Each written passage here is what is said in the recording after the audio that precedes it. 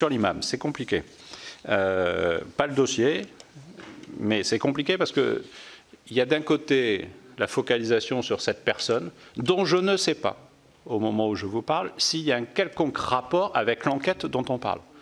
En cela, c'est compliqué, parce que moi, je veux bien que la presse désigne des gens comme responsables, coupables, et qu'ensuite on en parle en boucle pendant... Voilà, je ne vous reproche pas votre question, hein. Je vais y répondre. Mais voilà, donc je voudrais bien distinguer. Par contre, j'ai demandé effectivement des informations sur le parcours de cette personne qui est entrée en France en 2011, avec un visa de long séjour qui valait titre de séjour, qui était valable jusqu'à 22 septembre 2012. Il s'est marié, il a eu un titre de séjour valable dans ce cadre-là, le 3 juin 2011. Ce titre a été renouvelé ensuite, du 23 octobre 2012 jusqu'au 22 octobre 2013. Il y a eu une rupture de vie commune.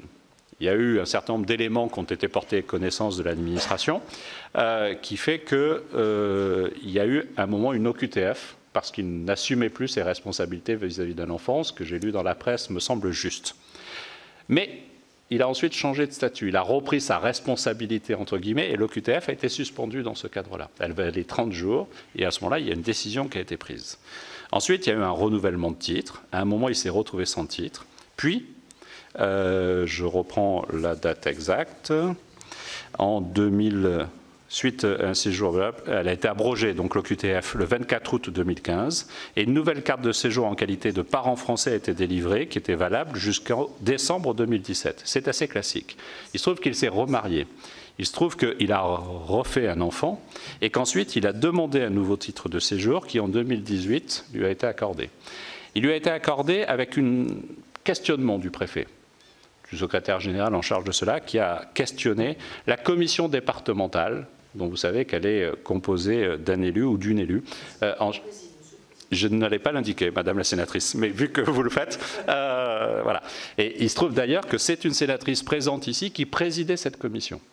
Et j'ai lu le compte-rendu. Je peux vous dire que les questions étaient certainement peut-être plus difficiles que celles auxquelles on a eu droit, Laurent Nunez et moi, ce matin, pour comprendre... je vous le confirme, pour comprendre le déroulé de ce qui s'était passé. Et effectivement, la commission, présidée par Madame la sénatrice, a émis un avis favorable pour qu'il ait un titre de séjour. C'était la séance du vendredi 14 juin 2019, et sur la base de cet avis favorable, il a eu un titre de séjour d'1 an. Voilà, je crois que la procédure, elle a concerné d'ailleurs, je vous en prie, je n'allais pas vous citer, mais vu que vous l'avez fait, et voilà.